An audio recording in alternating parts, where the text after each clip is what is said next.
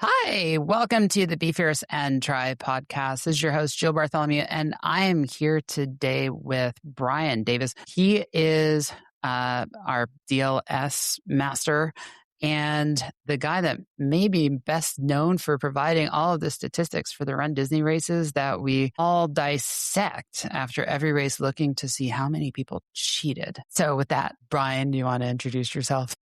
Sure, no problem. I never thought of myself as the course official, but I am the only person I know who pulls this much data and plays with it that much. So, I'm Brian Davis. I have been running the statistics on the dead last start game for many years now. Before that, I got interested in doing this from the standpoint of course cutting, to see just how many people were actually cutting the course and where they were cutting it. My background as a runner is I kind of wanted to do something I wasn't sure if I could. I was at a point where I needed to do something new. And I asked my wife if I could do it. She thought I could survive a half marathon because she was a runner at that point. She said, "Oh yeah, that wouldn't be a problem." And so like an idiot, I decided my first race would be a full marathon. So that was how I started into This is runner's math. Yeah, I'm sorry, but if you can do a 5K, you can do a full, and there's like a logical progression between there. If you can do 5, you can do 10. If you can do 10, you can do half. And eventually you're doing ultra Ironmans. Yeah, I just, somebody should have informed me of that runner math ahead of time. So I just jumped to the full in 2013, and I've been doing various runDisney races since then. So do you run all the Disney races or just some? I am not independently wealthy enough yet to run all of them. I usually run most or a lot of them. I've done Dopey once. I've done Goofy 4 times or 5 times. I'd have to look that up. And the halves, I think I've done every race there is so far, except Springtime Surprise always conflicts with my work schedule. I'm a physics professor, so that is a hard time in the term to get away. So physics and running is an interesting combination. Yeah. We don't tend to think of the two together, although I will admit I know an awful lot of endurance athletes who are engineers. It tends to appeal to that mindset, I think. Yeah. Here's a interesting problem to try to wrap my head around, is sort of how I got into dealing with the statistics of the race. Can I figure this out? And it's not very different from sometimes how I approach a race. If I'm doing a trail race or a trail marathon, I'm like, okay, where are the hills? What do I need here? What can I save for there? That sort of thing. Yeah, I'm like, I get into a race and no matter the distance, everything is a 5K. Everything's a 5K. A marathon is just a sequence of 5Ks and then a little bonus at the end.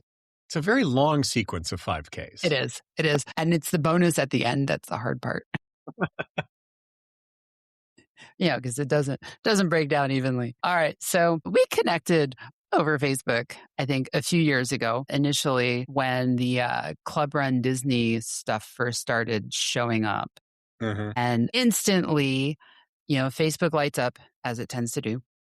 The forums are very passionate about a number of topics, one of which is that I believe they're called the mice with benefits now. I think you may have coined that term. Benefits, yes. Yes.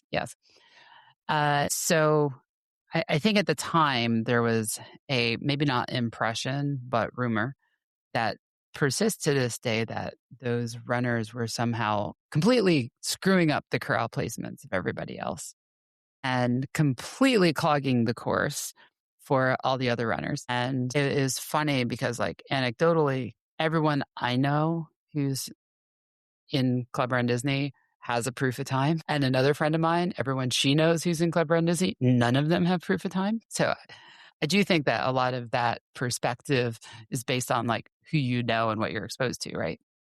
Yeah, and there really is, I think, 2 subpopulations, particularly within that upper level of Club runDisney. There's the people that want that because that gets them early access, that gets them the races they want, all these things.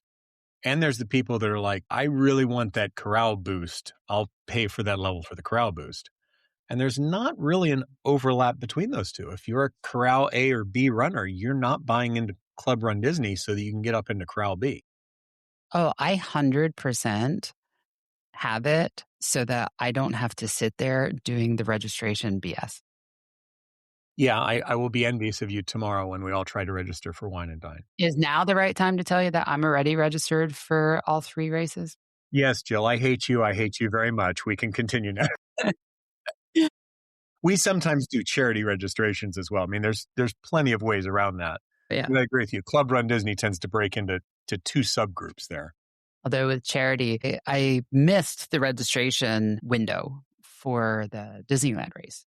I was in Brussels at the time with a client when that was happening, and I just forgot about it. The email came out and I was like, I'll deal with it when I'm home.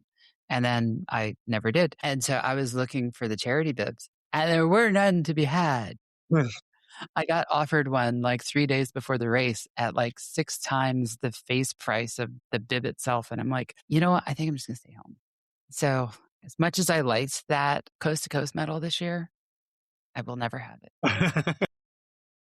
But yeah, no, we've done charity a few times. My husband got into the Club Run Disney stuff a couple of years ago, and he'd be like, no, I'm just going to go down and spectate. And then he's like, you know what? I think I might want to run one of the races. And invariably, like 2 weeks before the race, we end up picking up a charity bib. Although it seems harder and harder to do that these days. Which is good. I think that means there's more people that are to take advantage of that. And that's good for the charities. I don't have a problem. This makes it tougher for those of us who were doing it before. It is. Yeah, I totally forgot to register him for Princess. So he's spectating Princess, not of his own option. I keep trying to get a charity bib, and the charities at this point, they're not even responding to the emails. So anyways, talk to me about, let's start with Dead Last Start. I'm so fascinated by Dead Last Start. We've had a few of the DLS runners on the show over time, and I'm like, takes a special kind of person to say, you know what, I can do this, but I'm just going to start in the back with the balloon ladies. It's unique. So how much do you know about the origins of the Dead Last Start group? I know bits and pieces. So the origin story is basically David Thompson, who's been doing Princess forever. He's perfect Princess. Got sick and tired of people saying, my race is spoiled because I'm in the last corral, or I didn't get a forward corral. This will ruin the experience for me. Mm-hmm. And he was insistent that you can get the experience from any starting position. The experience is what you make of it. And to prove this, he dropped his corral. He went all the way to the back, started dead last, and he made a game of it to see how many people he could pass. So he did that in, I believe it was 2015. In the next year, he had 2 other people join him, and it's kind of slowly grown from there and really grown in the last, 5-6 years or so. It does take kind of a special mindset. He did it to prove some people wrong, basically, to say your race is your experience. I mean, proving other people wrong is, in fact, a proven methodology for getting stuff off the ground. Pretty much most of my life, yes. I mean, there are worse reasons to do something. Well, particularly if what you're doing is proving that a mindset can be a problem. So we're very careful in the back. We've had people say, you're making fun of us. It's like, no way. Most of us in the back are not actually fast runners. I think my PR for the full is a 5:34, and we have runners running dead last start every race whose pace is a 15 to 16 minute mile. Not they're playing in the back, but we're going to accept this challenge at that pace. So we've got paces all over the place, and it's very much a personal challenge. Can you accept that risk and that unique position and decide to have your race and run your race your way? That playing in the back and having shenanigans and getting pictures and goofing off, or be that seeing how many people you can pass and make kills. That's very much how it started with David, and a lot of us still do that, but there's also times we back off and say, hey, can we help somebody else? Can we do this and get all of the character photos, which it turns out is very possible in the back. There's a lot I wouldn't have thought that. My first race with runDisney, I didn't know any better, so I didn't submit proof of time. So I was seated in F. I think that year it went to like J or something ridiculous like that. And yeah, it was that marathon weekend. It was like, I just ran one distance because I also didn't know like the whole like challenge thing and everything. I'm like, what do you mean you're only running the full? It's like, where else do you say only running the full? And I think I may have gotten like 3 photos the whole time because the lines were so stinking long. See, one of the things with dead last start, a lot of people are scared because, yeah, there's no cushion. You're right. The only cushion is whatever you can build. The scariest thing about it, though, so I ran the numbers on it for a while and couldn't get down to do it. I would usually run with my wife, and she did not want any part of that. So we stayed up in our corral. The first time I did it, we were still starting out on the highway. And I remember getting back there, and I was chatting with people that I had only met online or briefly in person. So I was having a good time with that. And I looked behind me, and there was just empty highway. There was nothing on the highway but a couple of vans to pick people up. And it was a terrifying sight. And, I wasn't worried about my pace. I knew I could keep a pace. But seeing nothing but empty road behind you is really an eerie feeling at a race. I bet it is.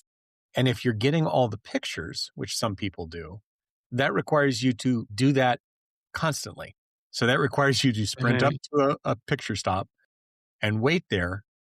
And you will get a picture because when the balloon ladies come up, the rest of the line scatters. And so you are getting your pictures literally as the balloons are passing the line and people on bikes are saying, you have to move now or you are swept. See, we have like the opposite strategy here. I'm like, my strategy has been stay at the front of the pack so I can get the pictures with no line. And the strategy here is stay at the back of the pack so you can get the picture with no line. It is. It simply requires the confidence to be able to do that and a little bit of speed to do that. Obviously, if you're doing a flat 16-minute mile, that's a problem. But again, my usual pace in like a half marathon is maybe an 11 to 12-minute mile. And that's not a significant problem. That's not that slow, though. No, but it's not. People are like, well, the only way you can do that is if you are, a Corral A or a Corral B runner or something. And it's like, no, if you can maintain a 14-minute mile and you start right with the balloon ladies, that means at mile 1, you have 2 minutes that you could lay down and nap. Or at mile 2, you've got 4 minutes. Every mile, you're gaining 2 minutes on that sweep point. That means that by the end of a marathon, you literally could lay down and take a nap. I mean, at the end of 20-some miles where you've gained 2 minutes per mile, you're 30 or 40 minutes ahead of the balloon ladies. You could literally go in and get a bite to eat at a sit-down restaurant, which has been done, by the way. I know. I read all the stories. So you were at Marathon Weekend, right? Mm-hmm. So one of my friends who's been on this show a few times and now recently started her own show, Bibs and Tierra, she ran with the DLS crew for the first time, Sharon. And she was like, she usually starts at the tape in the front of A. And she's like, injured runner starts in the back. Like, wow, more power to you, girl. And so she started back there and she's like, I think she did the first one at Wynodine. She wasn't planning to finish the half and she ended up, she's like, oh, this is great. And now she's like, whenever I want a no stress race, I'm just going to start in the back. Yeah, there's a bit of a problem with those of us who've done it, which is it doesn't feel very good starting in our corrals. And by that, I mean, if you're starting dead last, the only crowd you've got is people pushing wheelchairs and race officials and your friends, generally. It's very low key. And the result is if you get into like, Corral C or D where people are pushing forward, you kind of just hang at the back of those corrals too, because you're like, I don't need that. There's no reason for me to be stressed about it. The front of the corral is going to gain 3 minutes on me, 4 minutes, 5 minutes, something like that. That's not critical to my race. It will impact my race not one little bit. So yeah, even if you're not dead last starting, if you've done it once, you sort of have a tendency to say, I'll take the lower key approach. See, people are so different. I'm like the exact opposite. I've developed a reputation. I'm usually at the tape in the front of A, first off the line, and developed a reputation for sharp elbows from my speed skating days. So before endurance sports, I'm a long track speed skater and then a short track speed skater. And you learn the starting stance with the sharp elbows. It's like, well, they're sharp for a reason. But Well, and that works, but in terms of for the majority of people running the race, they're trying to cover the distance. yes, You may be trying to cover the distance in a certain period of time. Either of those can happen just as easily from the back of a corral as from the front. yeah, I actually found that to be really impressive because I mean, from the few races I've started in the middle, like it can get really congested in places. Usually if you're starting dead last, the congestion, particularly right at the beginning, is bad. I treat the first couple miles of a Disney run dead last as a trail run. I have no problems going off onto the grass. I know it's Sure. uneven. That's a risk. It is a risk I'm willing to take because trying to stay in the pack is very difficult. But fairly rapidly, if you're running for kills, as we call it, if you're running to see how many people you can pass, you start advancing up into areas where you are at a comparable pace. So you're overtaking less and less people as the race goes on. And Mhm. at the same time, the race is getting less and less congested. So it gets easier. Yeah, I mean, in a normal race, you tend to settle in with people of similar pace over time, right? Mhm. Regardless of where you end up starting, you all kind of find each other. Um, I'm curious, the terminology, like dead last start, I get it. It's very literal in its meaning. Kills. How did you like it comes off as like very aggressive. How did you come up with how did you guys decide that that's the right way to describe someone you overtook? We didn't. Just That's happened. actually a term that predates anything we're doing at Disney. David Thompson brought it as a descriptive term, but Ragnar has used that term long before we did. Really? Yeah, and there have been other people, I'm trying to remember some of them. There have been other people that have done things like run Boston for charity as an Mhm. elite from the back, where they've got some company that's pledging so many dollars per pass. Oh, there So you go. describing it as a kill is something that I know predates us with Ragnar, and I suspect Ragnar probably got it from somewhere else as well. Yeah, like it makes sense, but I'm like, that's a pretty aggressive way of describing that, especially for a Run Disney race. And that's, I think, part of it is, especially for a Run Disney race. We're used to a very different sort of race environment And with tutus and characters and all that. And we're in the back saying, yeah, let's see how many kills we can rack up, which certainly does sound aggressive. and what's your Easy. record? Yeah. Mine, uh, I don't know it as a count. I know it's 53% of the field. Okay.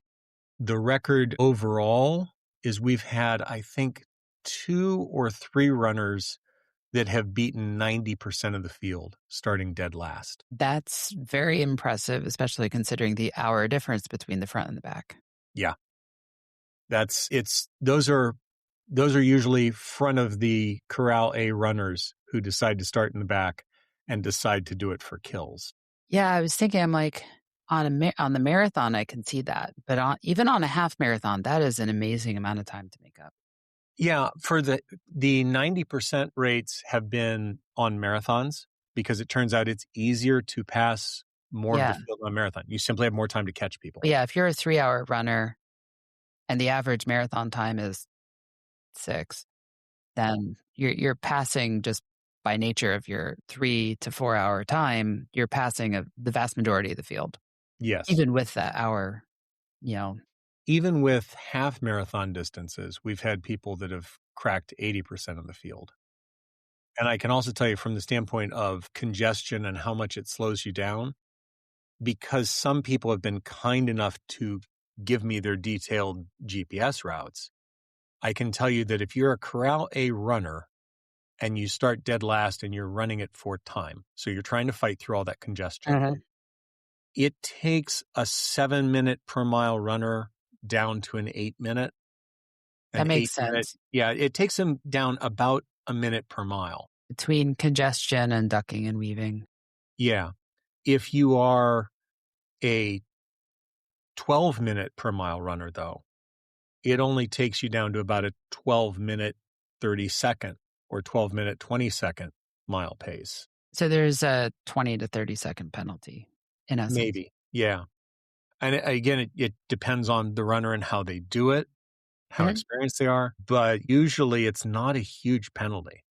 It is more mental work. It's a surprising amount of mental work to be back there. You cannot shut off your brain and say, I'll run with my pace peers, because you're deliberately starting with nobody who is your pace peer. You have to And look that's at the thing that every, has always prevented me from doing that is I'm like, but everything's so different. and that is exactly why we do it. It is different because the race that a Corral A runner sees is Mm. nothing like what a Corral G runner sees, or a No, Corral D or C in the middle sees.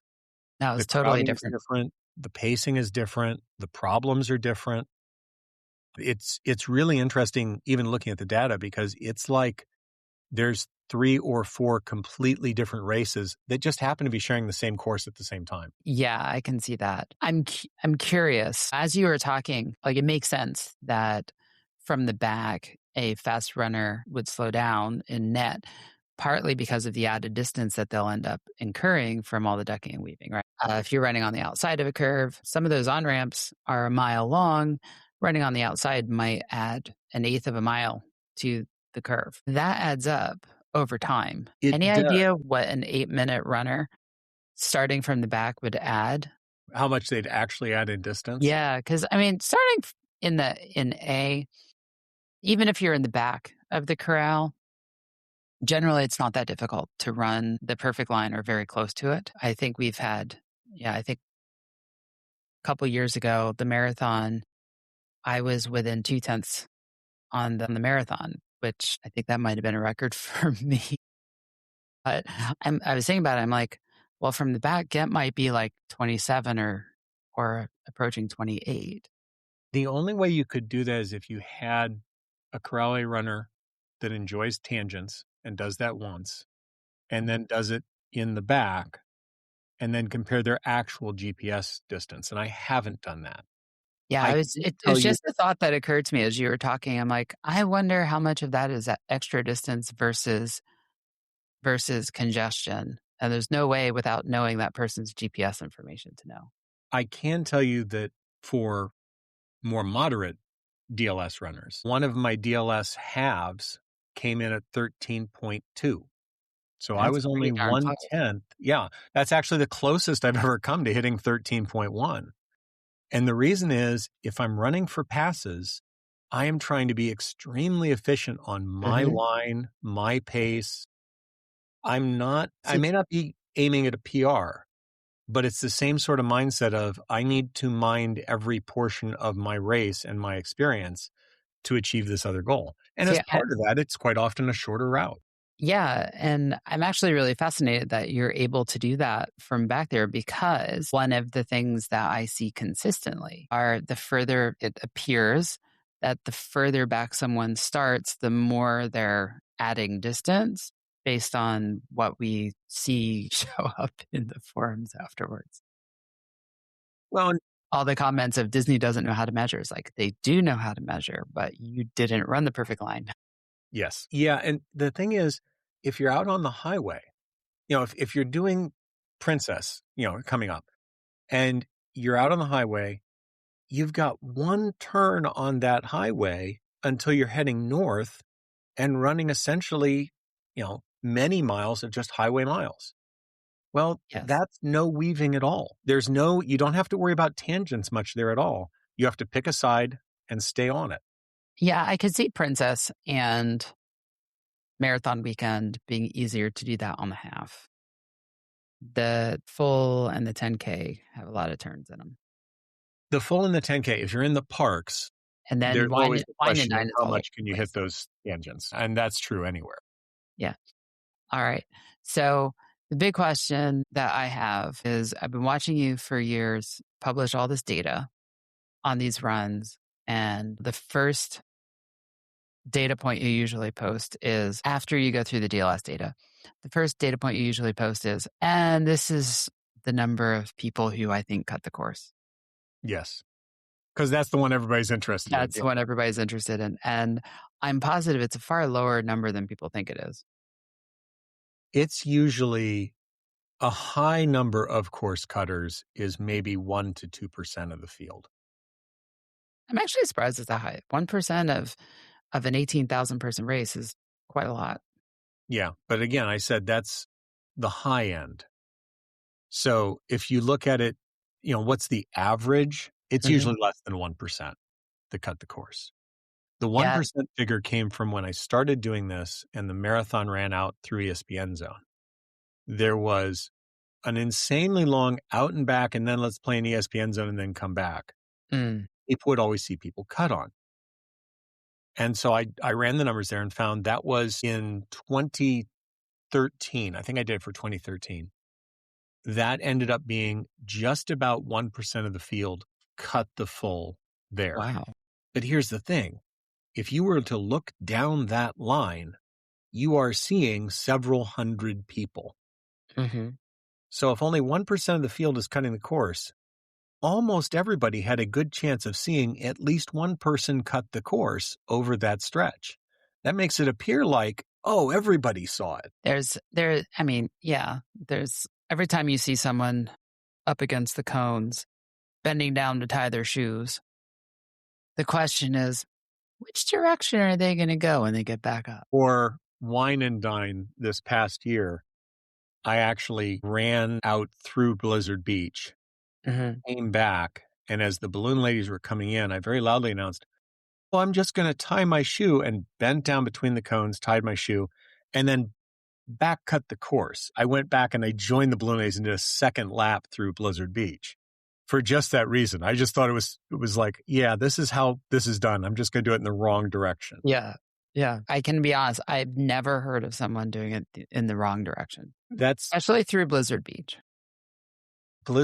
So I'm not sure of how many people I know that have done that, but it is not exactly a one or two people thing. It's non-zero. It's very much non-zero. And I can think of some other courses that have had people loop sections of that course 5 or 6 times, and not minor sections, loops that are a mile or two. Interesting. So yeah, if there's any sort of dumb game you can possibly think of a runner playing, somebody has played it at Disney. That's true. If it could be done, someone's done it. Yes. Yeah. Okay. So less than 1% on average, which on the marathon would come out to be around 100 people. Yeah. Probably. So it's less than 1% on average. It depends on the race. So there's some races it's very hard to track. You can't do it on the 5K. The 10K, because there's so raise your hand if you've done the 5K twice by accident. Yeah, that may have happened for numerous people. Yes. It's harder now than it used to be, but yeah, there was one of the first runs I did out in Disneyland had the 5K go off just before the 10K. And so there were a number of people who simply ran the 5K, wrapped back in, and then ran their 10K that day. But for the 10K at Walt Disney World, it's very easy to cut off the Epcot resorts. There's a lot of opportunity on that 10K. Yeah, there is. And that's a fairly popular place to cut that. That's usually not at the one. That on the out and back, before you go up the bridge? Yeah, it's on the out and back just before you go up that hill. As right opposed by to International Entry. Versus one of the 2 or 3 places where you could just walk a couple hundred feet and cut out like 3 miles. True. Usually, if it's walk a couple hundred feet and cut out most of the race, those have been traditionally DQ'd fairly rapidly. So they do find those. They usually do find those. Disney is watching. It's more a question of how easy it is to find those things and how rough it is to judge them. So for cutting out the Epcot Resorts loop, there's no mat that's missed. They have all the mats, and what you have to do is compare paces and say, wait a minute, this person is running a 16-minute mile pace and then suddenly is sped up to a 10-minute mile pace. Well, at Disney, even that's not suspicious. I've done that when I'm Yeah. playing around at one part of the race and speeding up in another. Right. So there, if I'm curious about it, I can go back and look at past races. Say, this runner traditionally has never run a race over a 15-minute mile. But in this race, on the one section they could cut the course, they're showing a 10-minute mile. That kind of puts it over the edge for me. But Disney's not going to do that. Track Shack is not going to do that. They don't have a vested interest in doing it at Well, that level. and these there's no cash prize on these, so like if you're Disney, you don't care. Well, there's no cash prize. And the other thing is I say, okay, 1% or thereabouts cut the course. We haven't talked about why people cut the course, which is something that is not in the data that I look at, but it is really critical to understanding it. There are times that the back of the pack race officials have said, if you need to, cut the course here, step across. I mean, we hear that at least once a year. That happens. It happens to some small extent in almost every race that I've had a chance to check. Yeah, I mean, even Wine and Dine when they changed the course to have the kind of two back-to-back out and backs. That first one, at the end of the race, the guys on the bike were like, just go left, don't go right, go left. Yep. And there's a good safety related reason. If you have somebody who's really flagging and is in need of help and there aren't buses sitting right there, well, saying, why don't you take a quarter mile off this, advances them towards the next place they could get help, be that a medical station or a sweep point or whatever. You usually don't see a lot of those in the statistics because quite often if someone was having that rough a time, they may have cut the course there and they were then swept. They self-swept, I swept was for going to medical say, reasons. would they have also generally, in this scenario, it sounds like they would also generally have been a DNF in either Quite case. possibly. But what I term that being swept forward. It's the race official saying, if we can advance you to a place where it's safer to manage this, that's good for you, that's good for us. Versus like what happened this year where they essentially cut out all of Blizzard Beach for some percentage of the runners. Yeah. And I still need to get to that data. I'm terribly behind on data. But that Yeah, was good luck with very much. figuring out who got swept forward there. Well, I already have that flagged. Really? I already have pulled out in the data exactly who was swept forward. And this is partly the data and partly the community. I went on to Run Disney Run and I said, if you were deflected, please let me know. What kind of response rate do you get to that? It's not bad. If you actually look at it, I'm probably getting a response rate of maybe 5 or 10%. Okay. But keep in mind, most of those people back there will never see my message anyways. It's not like all the runners are in Run Disney Run or something. But I do still get, 20 or 30 responses. And from that, I can figure out who was the first person to do that cut. Well, I can also look at the 20-mile mat data that was right before that and say, okay, if DW was the first person to do that cut, who was behind DW at the 20-mile mat and what were their paces and project those paces forward. So I can get a pretty good estimate that way. And then I can look at what pace they completed the race in and say, is this consistent with doing Blizzard Beach or with eliminating Blizzard Beach? So I haven't done anything with those yet, but one of the first things I did was flag those out to figure out exactly where and when that cut happened. So interestingly, one of my athletes was right in front of that cut. And she had just done Blizzard Beach. She was maybe like half a mile down the road. And she's everybody started freaking out because suddenly the balloon ladies were a lot closer. And I guess they had made some announcements that even though like we now know the balloon ladies had been held up to get back to maintaining the pace, they were making announcements that the balloon ladies suddenly were like a half hour closer than they had been. And, she was like, she started texting me during the race that like, she's like, I can't be this slow. Where did I lose all this time? I'm like, chill out. And I was doing the math. I'm like, honey, you're like an hour in front of the balloon ladies. Like, keep moving. You'll be fine. It's actually remarkable how often you can see them and still have a very good distance ahead of them. You're not Mm. in danger from them, so to speak. Yeah. And at the other end of the crowd, I enjoy when I get to see them uh, on the half marathon, coming down onto the main road leading into Magic Kingdom. They're usually coming down that ramp when I'm passing under the bridge or actually, I guess last year I was on the bridge heading back into Epcot. And it's always kind of fascinating because, you wave to all of them. And even there, it's like mile 2, 1.5. The number of people who are behind the balloon ladies is always very surprising. Yeah. There's always a good number. There's a surprising number that are able to simply keep up and be swept forward with them. When Mhm. you know this is it, a lot of people can pull out a little bit more. I befriended somebody on the marathon course because for marathon I stuck right with the balloon ladies this year. And we startled a person at about 15 miles. I mean, scared them to the point where they were starting to cry. They were really Oh, scared. I no. said, "Hold on. We're not sweeping you. That's somewhere behind us. That And is that all is a you need popular misconception. yeah, and all you need to do is keep up with us." And they're fantastic about this, and there's a lot of people in the back of the pack. They're actually fantastic about this. We were trading I started that marathon with 7 Uncrustables because I packed too much. And I was just handing out Uncrustables, on the course So or you're salt in team tabs. real food Yeah. Well, instead of team processed food.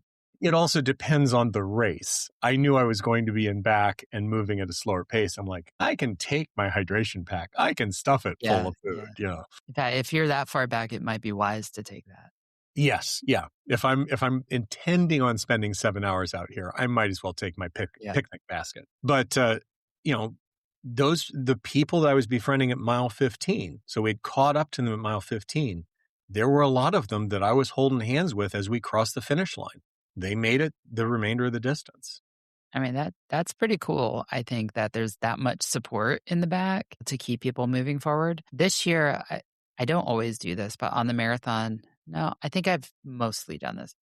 I go back to the hotel, get cleaned up, and then come back to watch the late finishers. And I did it this year partly because I had a late finisher on my roster and I wanted to get the picture and cheer her on. But I'm like, there's so much crowd energy at the end of the race. Yeah, there is. And on the course, there's a lot of energy as well as a lot of heartache and stress. It's a really interesting view from the far back. Yeah, I won't tell you what they do on the entrance to Animal Kingdom for the folks up front. No, come on. Now you have to tell me. Okay, it was a lead in. I didn't hear it this year. The last 2 years, as I'm going into Animal Kingdom, and mind you, it's still dark.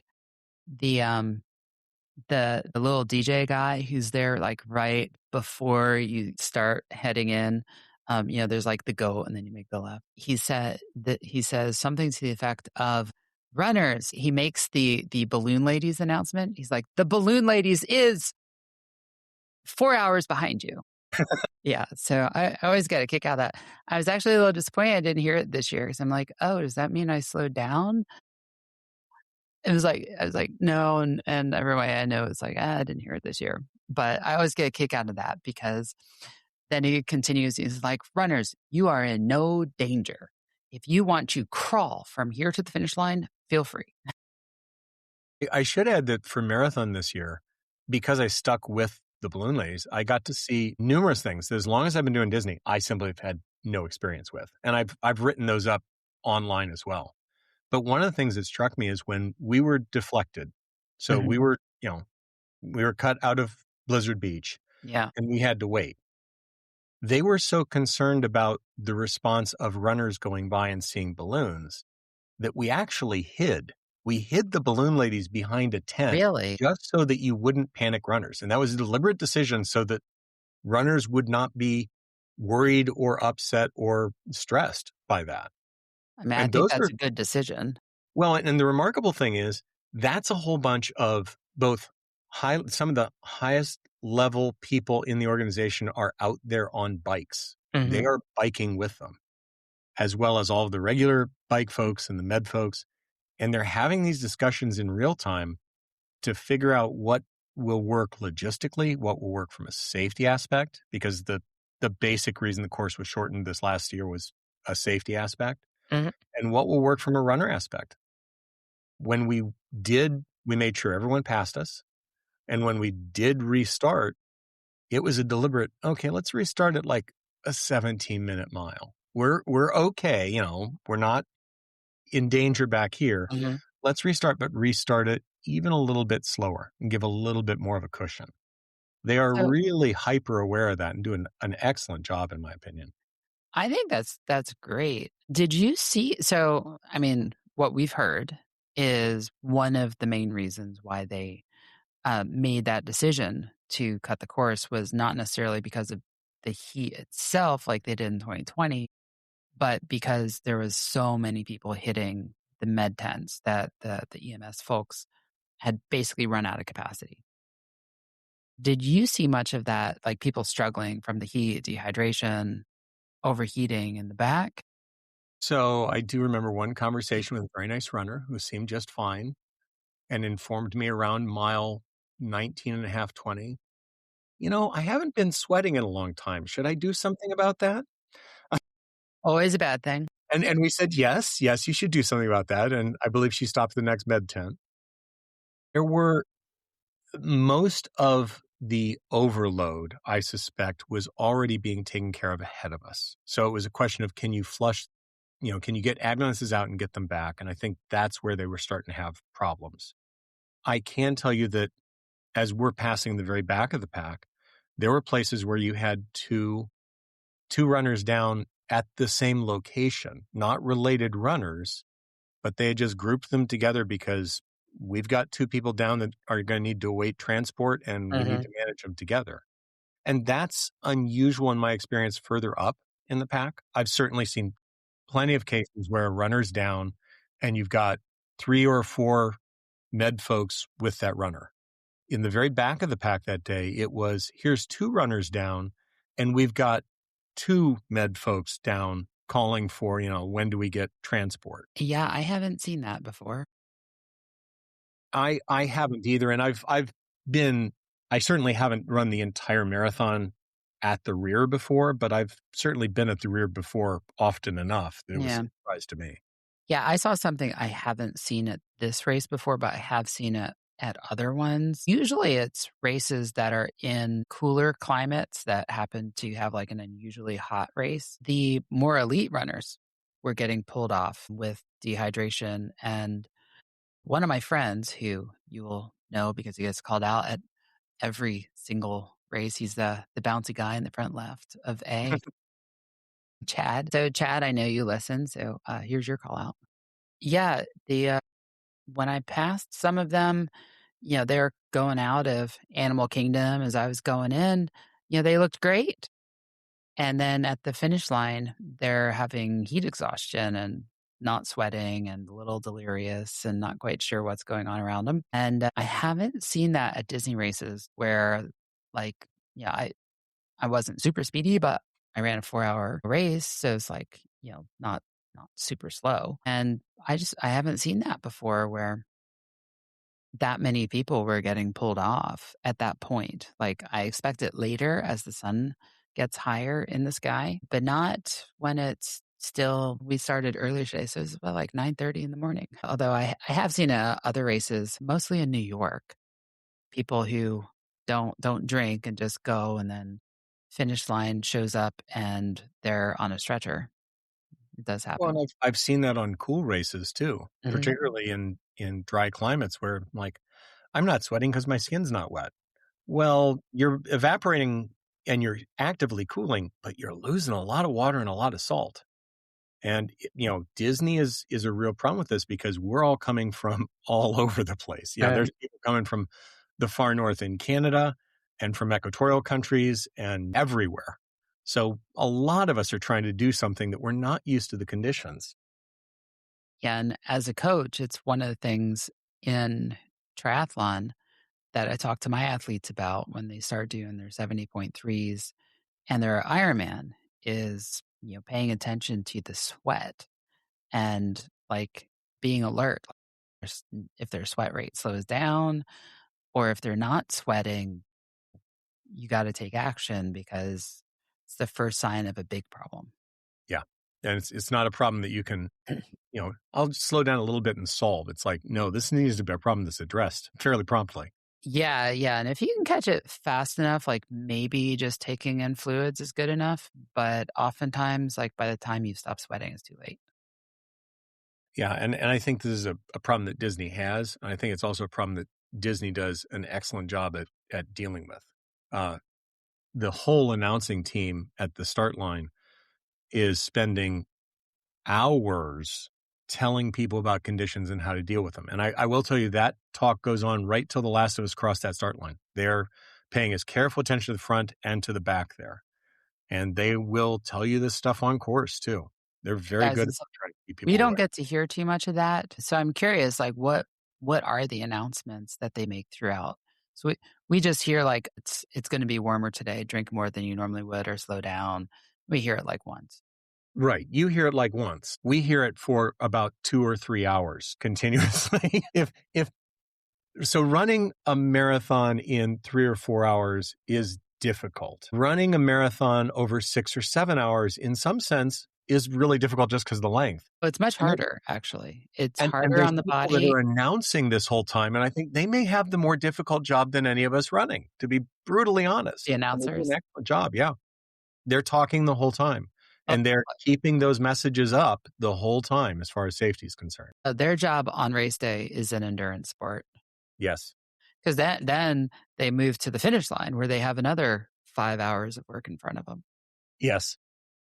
And it's quite often funny because by the time we're crossing as dead last start runners, the announcers are so done with everything. They're like, "Yeah, we got to get over to this finish line. Corral V, have fun. We love you. Bye." Corral V. If people ever saw that show up on their bib, they would lose it. Couple year what was it? Right before COVID, when they were still doing the highway starts. I missed the highway starts. I liked the highway starts.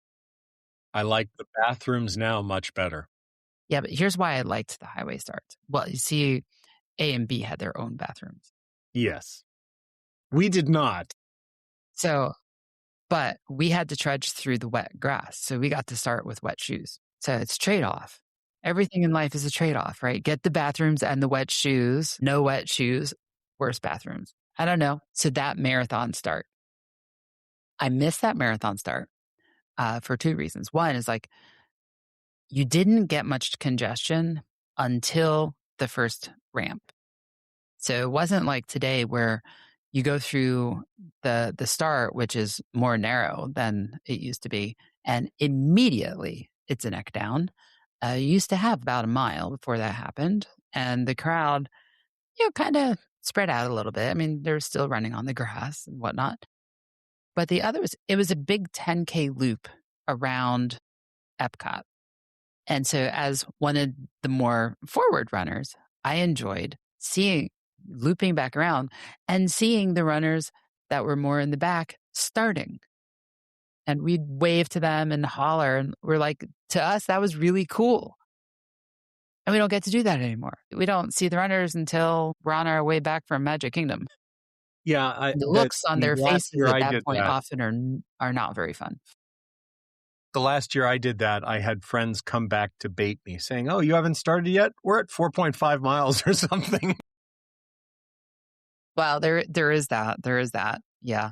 And now with Find My being pretty close to real time, like you can track people and be like, you're so and so. Actually, I did that with One Runner. I'm like, are you okay? I don't see you where I thought you would be right now. There are, and this is again one of these interesting viewpoints of multiple races occurring at the same time that we don't see. There were problems with those highway starts as well. So for instance, at the very back, in one of the last highway starts we had, there were some late buses, I which meant remember. people were sprinting that mile and a quarter walk, or whatever you want to Mhm. call it, out to those corrals. And because all of the forward corrals had closed, you had people very, very upset to the point of almost coming to blows with security back there, I saying I should be remember. allowed into my corral. And I actually one of my first DLS races, so I was starting the far back and didn't have a care in the world. And I watched runners actually tear down the gates next to one of the corrals and flood into the corral. And when I saw that, I'm like, okay, if Disney has these sort of problems, they're doing an excellent job of managing them, Mhm. but I can see why they might have wanted this in a more manageable area. Yeah. And they have limited control over a bus getting lost or making a wrong turn. And I think if you've done enough of these races, you've been on those buses, which is why I always advise people, I'm like, buses start running 15 to 20 minutes before the advertised time.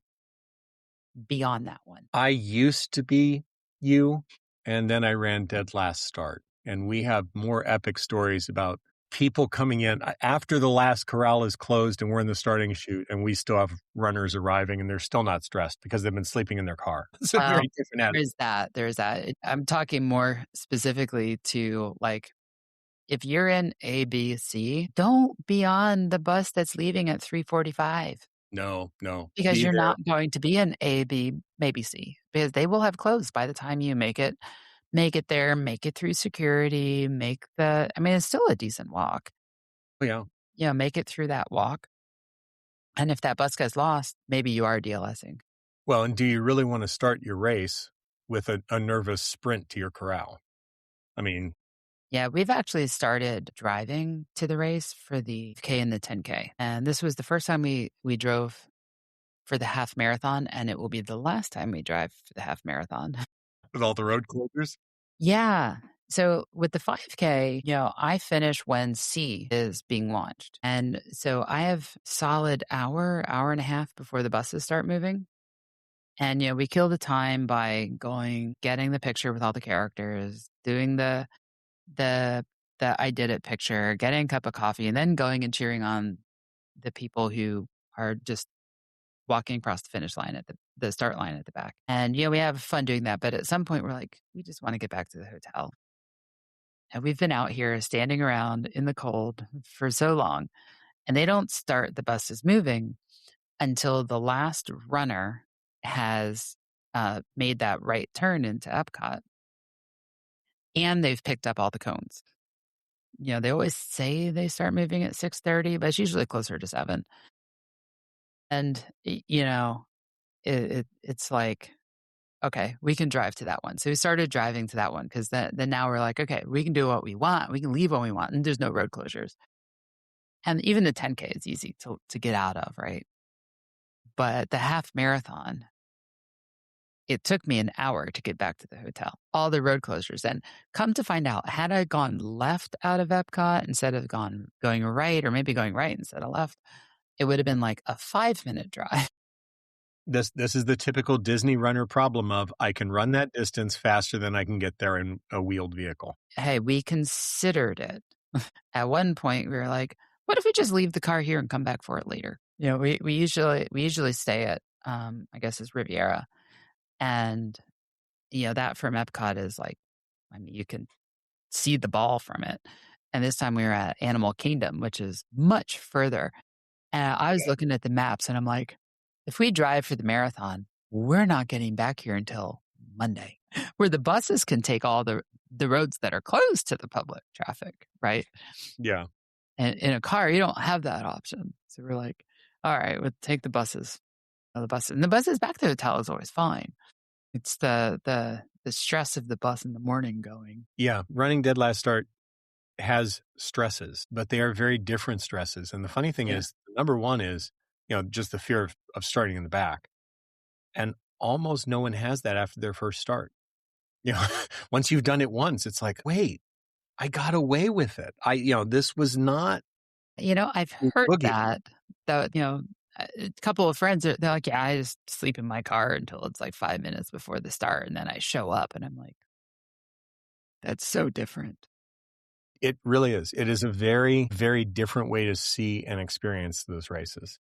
I'm going going to actually stop the episode right here. This is a very fascinating conversation that Brian and I had that went on for nearly 2 hours. And I'm going to break this into 2 episodes. So we're going to pause here. Stay tuned for the second half of the episode where we transition from talking about Disney DLS and its history and move into corrals and race timing, which is actually probably a really fascinating conversation, talking a lot about cheating at Disney races, among other things.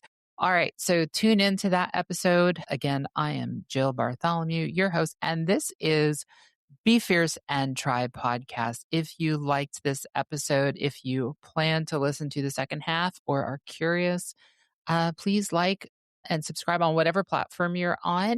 And I will see you then. Until then, be you, be fierce. All right. See you then. Bye.